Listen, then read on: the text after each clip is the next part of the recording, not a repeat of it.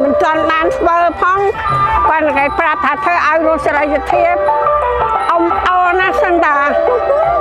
rồi xây đạn mình bán cha mình là rom là đồng phơm hay bây giờ mình đài bàn mà chụp chẳng ấy đó màu khơi chay đây còn là o hay xa tiệt các bạn đây chỉ na cây của xa mẹ rom tha giờ được khơi nó đó con đó được hẹn đặt con giờ tam tròn mền mẹ rom tha nâng dây tham mấy chứ không việc đôi việc đồng phơm của việc casman bao giờ ôi lục bài bỏ là con mình là o mong cứ tha con ở ban ở nè sáng xong nè bây giờ sẽ thế cứ còn là o tê bạn đa chui thay xa con một con mình là o chẳng không pro xa con xong một con miền tây chúng nè cướp hết là cây tầng o cha làm mà tôi sẽ chỉ chôn tầng o bom ôn trên tầng o mình tha cài sọc đằng không sọc xong ơi màu được lại vọt đi từ miền tăng chạy đây nè mình rồi sẽ lấy thế cả đôi chơi nè mình pan ron nè mình hồi mía cha sắp tới nè bắt từ bom tầng o nè chụp riêng đôi nhau mình chăng sẽ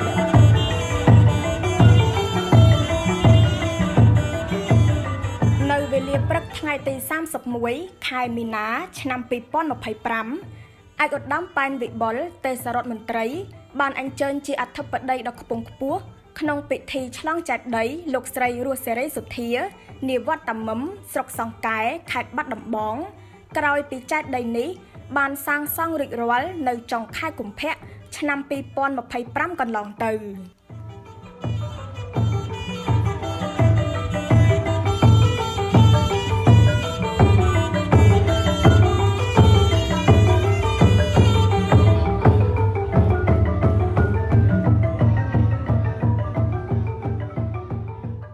ចេតិយដ៏ល្អប្រណិតស្កឹមស្កៃប្រកបដោយក្បូរក្បាច់រចនាបានចំណាយពេលវេលាសាងសង់ជាច្រើនខែ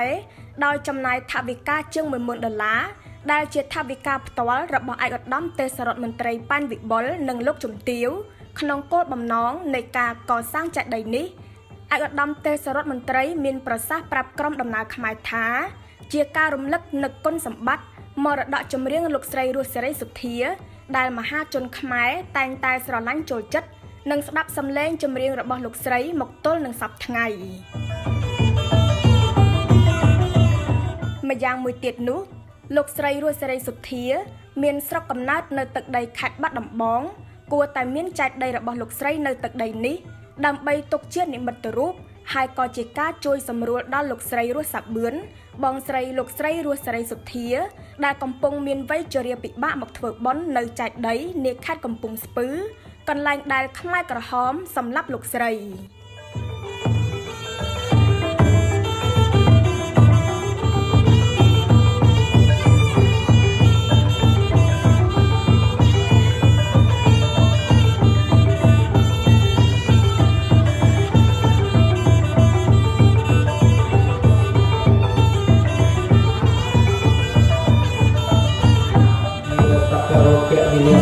ជាបរិការគ្រូព្រះនាងទៅឡើងទៅប្រកាសណាទៅឡើងនិមន្តចម្រើននៅព្រះបរិជាគេមង្គលដើម្បីនឹងការពារជានៅវិបត្តិគឺសេចក្តីអន្តរក្រោយពិធីសូត្រឆ្លងចេតិយរួចមកនឹងមានការហែអធិធិធឧបកិច្ចរបស់លោកស្រីរស់សេរីសុទ្ធាដែលរក្សាទុកក្នុងកោដ្ឋថ្លើមថ្មយកទៅរក្សាក្នុងចេតិយរួចឯកឧត្តមទេសរដ្ឋមន្ត្រីក៏ប្រគល់ចេតិយនេះជូនលោកស្រីរស់សាបឿនគ្រប់គ្រងរក្សាពីពេលនេះតទៅ